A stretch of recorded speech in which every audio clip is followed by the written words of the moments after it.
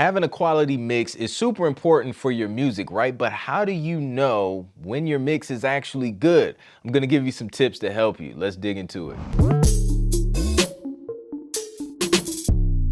What's up, people? This is Clint with Airbit, and today I want to talk to you about some ways that you can kind of identify if the mix on your music is actually good enough. We know having a quality mix on our music is super important, but sometimes if you're just starting out and you haven't really trained your ear to know when a mix is good or when it isn't, then it can be challenging. So I want to share some tips with you today to kind of help you decide if your mix is good to go or if you still need to work on it and make some improvements. So let's dig into it. So let's dig into a few tips to help you identify if your mix is actually good enough or some things that can actually help you get a better mix. First one being mixing in studio monitors if you can. I know everybody's in a different situation living wise, so if you're in an apartment, it may be more difficult to kind of mix out loud, or you may have to mix during, daytime hours so your neighbors aren't knocking on your door at random times during the day.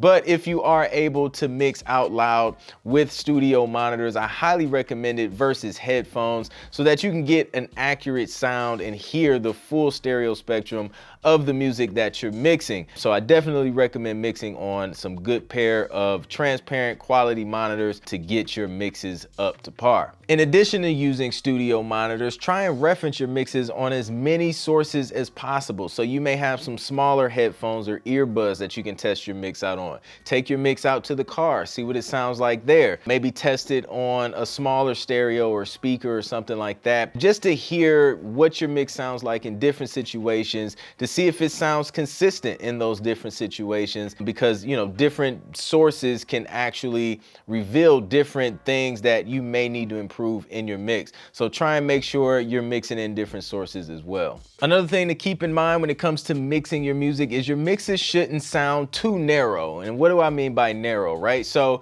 you have an entire stereo field. You have left and you have right, and you need to use everything in between that left and right versus sitting everything in the center of your mix. I know when I was starting out as a producer, everything was just smack dab in the middle, and it didn't create space in my mix until I started using, panning and things like that, and maybe reverb to kind of push some sounds back further in the mix. So use your stereo field, use your left and right, use your panning knobs in your DAW and on your workstations or whatever you're using to compose music. So you may have some sounds kind of to the left, you may have some to the right, you'll have some, right in the center, such as your kick, your bass, or your snare. So make sure you're spreading everything out so that you're using the full stereo spectrum in your mix. Another thing to keep in mind is you don't want your mixes to sound like they're clipping or sound distorted, unless of course you're going for a distorted sound. But a normal mix, well, I guess normal is subjective, but a normal mix should not be clipping. It shouldn't be super distorted. It shouldn't be living in the red in your final master track, right? That's usually what I use to kind of gauge whether or not my mixes are clipping or if they're just sounding distorted. And distortion, usually you can hear it in the ear. If a snare is hitting and it's just kind of creating these crackle sounds and things like that, then it's probably clipping. So on my master track, I like to have some type of limiter, and I don't want to go past anywhere past negative 0.1 dB, just to give it a little bit of space. And again, if I'm sending it to a mastering engineer, I'm going to leave even more headroom and keep that mix more so in the green. But if you're doing your own mastering and you have something like an ozone on your mastering track to kind of boost your volume, then you want to make sure it's not going past that 0 dB mark. Again, I keep mine at negative 0.1 just in case, but that is going to help you prevent your track from clipping or sounding distorted. If you are hearing distortion and clipping in your track, then you may just need to tone the volume down a little bit on all of your tracks or your master track. Speaking of volume, you want to make sure your mix isn't too quiet. Sometimes if you're too generous with boosting that volume, then you end up with a low volume mix, and sometimes low volume can be considered low quality depending on who you're sending this music to. So a couple things that I like to do and that I did did when I was first starting out to make sure at least my volume was, competitive, was take a song that was already out, already released, a popular song, and then I would compare my song and just play them back to back and just kind of see where my levels were in comparison to that professionally mixed and mastered song, and try and get it as close as possible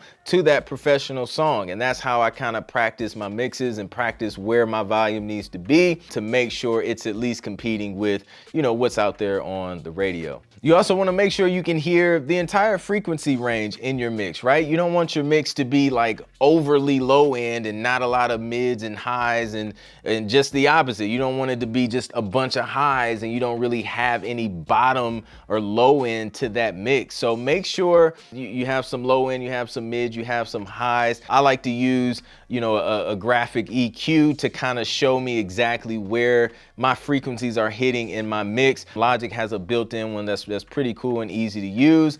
And it just allows you to visualize and see where these frequencies are in your mix and see if, you may need to add or subtract something from a certain area, depending on what it sounds like. Another great way to quickly improve your mixes is to get professional feedback from someone who has mixed a lot of music and who has mastered a lot of music. That can really go a long way because they can pinpoint and tell you exactly what's wrong in your mix, if anything is wrong with it, where you're succeeding at, and that allows you to kind of take that feedback and make improvement if needed, or just give you confirmation and let you know that you're on the right track and you're actually mixing quality music and you're doing the right thing. Sometimes confirmation can really go a long way because, again, you don't know what you don't know. So, if you're not used to putting your music out there and you're not used to knowing what a quality mix sounds like, someone who is can help you and help confirm if you're on the right track or not. Speaking of feedback, there is a feedback exchange thread on Discord in the Airbit Discord community. So if you haven't joined that community already, make sure you hit the link in the description